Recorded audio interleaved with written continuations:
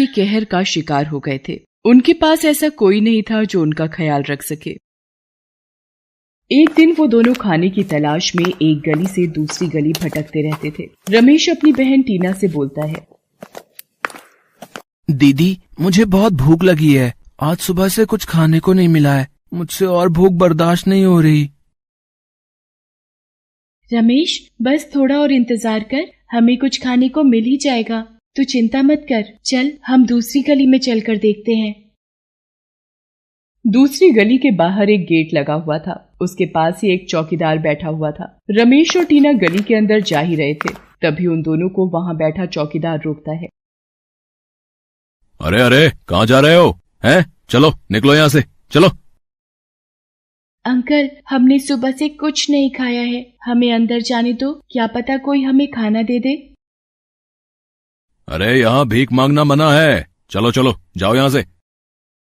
दोनों बच्चे उदास होकर वहां से चले जाते हैं। तभी वो दोनों बच्चे चलते चलते एक घर के बाहर पहुंचते हैं। वहां एक महिला थी। माताजी कुछ खाने के लिए दे दो ना, बहुत भूख लगी है, मेरे भाई ने कल से कुछ नहीं खाया है। चलो चलो भागो यहाँ से, पता नहीं कहाँ कहाँ से आ जाते हैं, इनका तो काम ही यही है। वो औरत भी उन दोनों को कुछ नहीं देती और अपने घर से भगा देती है। रमेश भूख से बेहाल हो रहा था, सुबह से चल चल कर थक गया था। चलते चलते वो दोनों एक बड़े से घर के सामने आकर रुक जाते हैं और आवाज लगाते हैं, सुनिए कोई हमें खाना खिला दो, सुनिए घर में कोई है क्या, क्या कोई हमें खाना दे सकता है, हमने कल से कुछ नहीं खाया है। तभी उनकी आवाज सुनकर एक लड़की घर से बाहर आती है। अरे कौन हो तुम और ऐसे भीख क्यों मांग रहे हो, तुम्हारे माता पिता कहाँ हैं? उस लड़की की बात सुनकर दोनों बच्चे उदास हो जाते हैं। हमारे माता पिता नहीं रहे, हम दोनों अकेले हैं, इसलिए हम भीख मांग रहे हैं। क्या हुआ आपके माता पिता को? हमारे गांव में 2 दिनों से बहुत तेज बारिश हो रही थी और पास ही बने बांध में पानी का स्तर भी बहुत बढ़ गया था। इसी कारण मेरे पिता ने मेरी माता से कहा था, सरला हमें जल्दी ही इस गांव से निकलना होगा, पानी का स्तर बहुत तेजी से बढ़ रहा है। मैंने सारा सामान बांध लिया है, हमें अब यहाँ से निकलना चाहिए। टीना बेटा तुम अपने पिताजी के पास जाओ, रमेश को मैं उठा लूंगी। सभी गांव वाले अपने अपने घर छोड़कर जाने लगे थे। पानी का स्तर बहुत तेजी से बढ़ रहा था। मोहन और सरला अपने बच्चों को लिए आगे बढ़ रहे थे। तभी उनके पास एक बोट आती है। देखिए अभी बोट में बैठने के लिए कोई जगह नहीं है, आप दूसरी बोट का इंतजार करिए, ठीक है? पानी का स्तर बहुत बढ़ गया है साहब, आप हमारे बच्चों को ही बस बैठा लीजिए। वो सिर्फ हम दोनों को ही बोट में बिठा लेते हैं, हमारे माता पिता वहीं रह जाते हैं और हमारी बोट जैसे ही आगे बढ़ती है दूसरी ओर गांव में बना हुआ बांध टूट जाता है और पानी का सैलाब सबको अपने साथ बहा कर ले जाता है। उसी बाढ़ में हमारे माता पिता भी बह गए थे। अभी हमारे पास ना तो घर है और ना ही खाने के लिए खाना। अच्छा तुम दोनों यहीं रुको, मैं तुम्हारे लिए कुछ खाने के लिए लाती हूँ। ये कहकर वो लड़की घर की ओर खाना लेने चली जाती है। रमेश और टीना वहीं घर के बाहर बैठकर उस लड़की के आने का इंतजार करते हैं और तभी उस घर में एक गाड़ी आती है और उस गाड़ी में से एक महिला बाहर निकलती है और जैसे ही वो रमेश और टीना को देखती है वो गुस्से में तुरंत ही चिल्लाते हुए बोलती है, कौन हो तुम और यहाँ मेरे घर के आगे क्यों बैठे हो, निकलो यहाँ से, पता नहीं कहाँ कहाँ से आ जाते हैं। वो महिला बहुत ही अमीर और घमंडी थी। जी हमें भूख लगी है, वो दीदी हमारे लिए खाना लेने के लिए अंदर गई है। ये काव्या भी पता नहीं किस किस को बिठा लेती है, तुम दोनों उठो और भागो यहाँ से जल्दी से। वो औरत रमेश और टीना की कोई बात नहीं सुनती और उन्हें वहाँ से भगा देती है। तभी वो लड़की काव्या खाना लेकर घर से बाहर आती है और वो देखती है कि वो दोनों बच्चे तो वहाँ हैं ही नहीं। अरे वो दोनों बच्चे कहाँ चले गए? तो फिर वो अपनी माँ को देखती है। काव्या अपनी माँ से पूछती है, माँ भी इधर 2 बच्चे थे, वो दोनों कहाँ गए? क्या आपने उनको देखा है? बेचारे 2 दिन से भूखे थे, उनको बहुत भूख लगी थी, मैंने तो उन्हें यहीं बैठने को कहा था, पता नहीं कहाँ चले गए। मैंने उन दोनों को यहाँ से भगा दिया। तो ऐसे किसी की भी बातों में मत आया कर, तुम्हें ये कितनी बार समझाया है, ये सिर्फ गरीब दिखते हैं लेकिन ये बहुत चालाक होते हैं, मौका मिलते ही चोरी करके रफू चक्कर हो जाते हैं। माँ वो दोनों बहुत अच्छे थे, उन बच्चों के माता पिता बाढ़ में बह गए थे, अब उनका कोई नहीं है, इसीलिए वो भीख मांगकर अपना गुजारा कर रहे हैं। काव्या की माँ उसकी बात नहीं सुनती और वो दोनों घर के अंदर चले जाते हैं। काव्या भी अपने कमरे में चली जाती है, लेकिन अभी भी काव्या उन बच्चों के बारे में सोचती रहती है। पता नहीं उन बच्चों को कहीं खाना मिला होगा भी या नहीं। और काव्या भगवान गणेश जी से प्रार्थना करती है, हे गणेश जी, जैसे आप मेरा साथ देते हो वैसे ही उन बच्चों पर भी अपनी कृपा करना। और दूसरी तरफ रमेश और टीना खाने के लिए दर दर भटक रहे थे। दीदी मैं बहुत थक गया हूँ, चलो ना कहीं हम बैठ जाते हैं। ठीक है रमेश, अगर कोई पेड़ दिखेगा तो हम इस पेड़ के नीचे बैठकर थोड़ी देर आराम कर लेंगे। ये कहकर वो थोड़ी दूर आगे बढ़ते हैं, तभी उन्हें एक पेड़ दिख जाता है और वो दोनों उस पेड़ के नीचे बैठ जाते हैं। दीदी हमें कोई भी खाना नहीं देगा तो हम ऐसे ही भूखे मर जाएंगे। रमेश तू यहीं आराम कर, मैं उस मंदिर के पास जाकर देखती हूँ। ये कहकर टीना मंदिर की तरफ जाती है। तभी उसे रास्ते में एक औरत मिलती है। वो एक फूल वाली थी। उसके ठेले का पहिया एक गड्ढे में फंस गया था। टीना उसके पास जाती है। क्या मैं आपकी मदद करूं? हाँ बेटा, मेरे ठेले का पहिया इस गड्ढे में फंस गया है, तुम मेरे साथ इसको धक्का लगवा दो। टीना उस औरत के साथ ठेले पर धक्का लगवाती है और ठेला गड्ढे से बाहर आ जाता है। धन्यवाद बेटा, क्या नाम है तुम्हारा? मेरा नाम टीना है आंटी। क्या आपके पास कुछ खाने के लिए है? मेरा भाई बहुत भूखा है। बेटा अभी तो मेरे पास कुछ नहीं है, क्या तुम यहाँ अकेले हो? हाँ, हम दोनों भाई बहन ही एक दूसरे का सहारा हैं। ये बात सुनकर उसको उन पर दया आ जाती है। मेरा नाम सुधा है, तुम मेरे साथ मेरे घर चलो, मैं तुम्हें वहाँ कुछ खाने को दे दूंगी। मेरा घर यही पास में है। टीना और रमेश सुधा के साथ चल देते हैं। वहाँ पहुंचकर सुधा उन दोनों को खाना देती है। दोनों बच्चे खाना खाने लगते हैं। उनको खाना खाते देखकर लग रहा था कि वो दोनों कई दिनों से भूखे हैं और उन्होंने कुछ नहीं खाया। दोनों की हालत देखकर सुधा की आंखों में आंसू आ जाते हैं। धन्यवाद आंटी जी। धन्यवाद बेटा मेरा नहीं, गणेश जी का करो, क्योंकि उनकी ही कृपा से हम मिल पाए हैं। मैं भी अकेली हूँ इस दुनिया में, पर अब हम सब मिलकर एक साथ रहेंगे। टीना और रमेश ये सुनकर बहुत खुश हो जाते हैं। उसी दिन से वो तीनों साथ में रहते हैं और तीनों ही फूल बेचने भी जाया करते थे और वो एक परिवार के रूप में प्रेम से रहने लगे।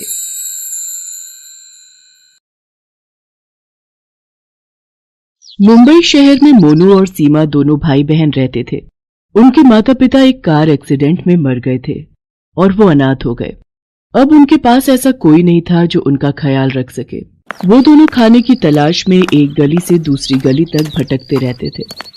मोनू अपनी बहन सीमा से बोलता है, दीदी मुझे बहुत भूख लगी है, आज सुबह से कुछ भी खाने को नहीं मिला है, मुझसे और भूख बर्दाश्त नहीं हो रही है।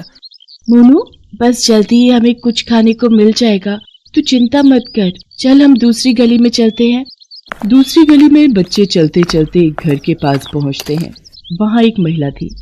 माताजी कुछ खाने के लिए दे दो ना, बहुत भूख लगी है, मेरे भाई ने कल से कुछ नहीं खाया है। चलो चलो भागो यहाँ से, पता नहीं कहाँ कहाँ से आ जाते हैं। वो औरत उनको कुछ नहीं देती और अपने घर से भगा देती है। दूसरी ओर मोनू भूख से बेहाल हो रहा था और वो सुबह से चल चल कर बहुत थक गया था।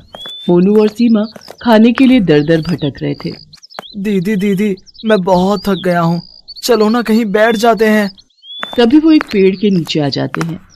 दीदी अगर हमें कोई भी खाना नहीं देगा तो हम तो ऐसे ही भूखे मर जाएंगे। मोनू तू यहीं आराम कर, मैं उस मंदिर के पास जाकर देखती हूँ। सीमा मंदिर की तरफ जाती है, तभी उसे रास्ते में एक औरत मिलती है। वो एक फूल वाली थी। उसके ठेले का पहिया एक गड्ढे में फंस गया था। सीमा उसके पास जाती है। क्या मैं आपकी मदद करूं? हाँ बेटा, मेरा ठेले का पहिया इस गड्ढे में फंस गया है, तुम मेरे साथ इसको धक्का लगवा दो। सीमा उस औरत के साथ ठेले पर धक्का लगवाती है और ठेला गड्ढे से बाहर आ जाता है। धन्यवाद बेटा, क्या नाम है तुम्हारा? मेरा नाम सीमा है। आंटी क्या आपके पास कुछ खाने के लिए है? मेरा भाई सुबह से भूखा है। बेटा अभी तो मेरे पास कुछ नहीं है, क्या तुम यहाँ पर अकेले हो? हाँ, हम दोनों ही एक दूसरे का सहारा हैं। उसकी बात सुनकर उस औरत को उन पर दया आ जाती है। मेरा नाम गीता है, मेरे साथ घर चलो, मैं वहां तुम्हें कुछ खाने को देती हूँ। दोनों बच्चे खाना खाने लगते हैं। उसको खाना खाते देखकर लग रहा था वो दोनों बहुत दिनों से भूखे हैं और उन्होंने कुछ नहीं खाया। दोनों की ये हालत देखकर सुधा की आंखों में आंसू आ जाते हैं। धन्यवाद आंटी जी।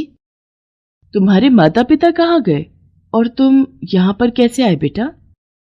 हमारे माता पिता कार एक्सीडेंट में मर गए थे। अब इस दुनिया में हमारा कोई सहारा नहीं है। आज बहुत दिनों के बाद हमें अच्छे से खाना नसीब हुआ है। तुम खुद को अकेला मत समझो, मैं यहाँ अकेली रहती हूँ। तुम चाहो तो मेरे साथ रह सकते हो। बच्चे उसके साथ रहने को मान जाते हैं। अब सीमा और मोनू मंदिर के बाहर उसके साथ फूलमाला बेचने में उसकी मदद करते हैं और वो एक परिवार के रूप में एक साथ रहने लगे।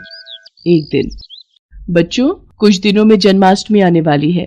उस दिन मंदिर में बहुत से श्रद्धालु आते हैं। उस दिन हमें और ज्यादा फूलों की जरूरत होगी। उस दिन हमें जंगल से ज्यादा फूल लेने हैं ताकि हमें उस दिन ज्यादा मुनाफा हो सके। माँ, ये जन्माष्टमी क्या होती है? उस दिन क्या हुआ था? बेटा, उस दिन देवकी माता ने कारावास मतलब जेल में श्री कृष्ण भगवान को जन्म दिया था। जेल में? पर वो क्यों?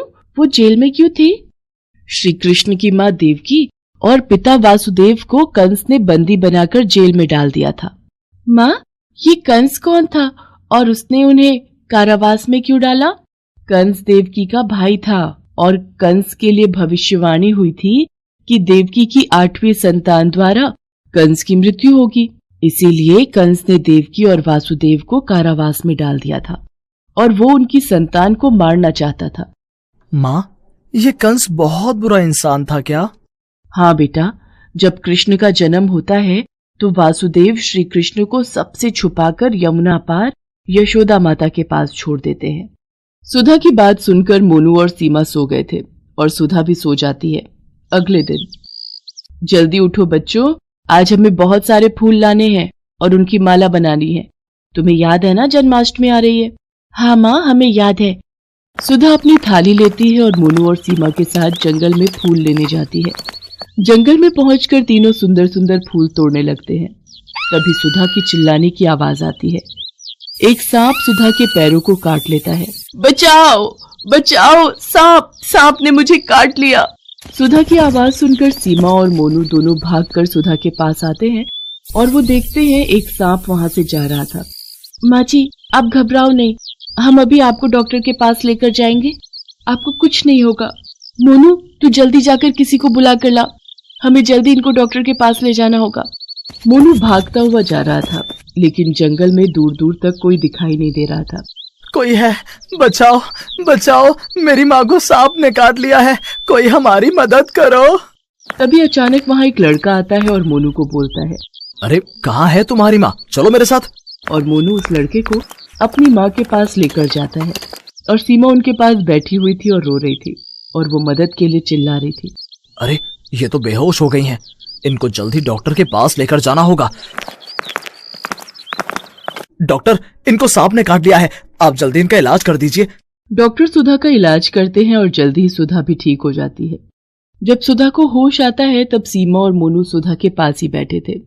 तुम दोनों ने मेरी आज जान बचा ली।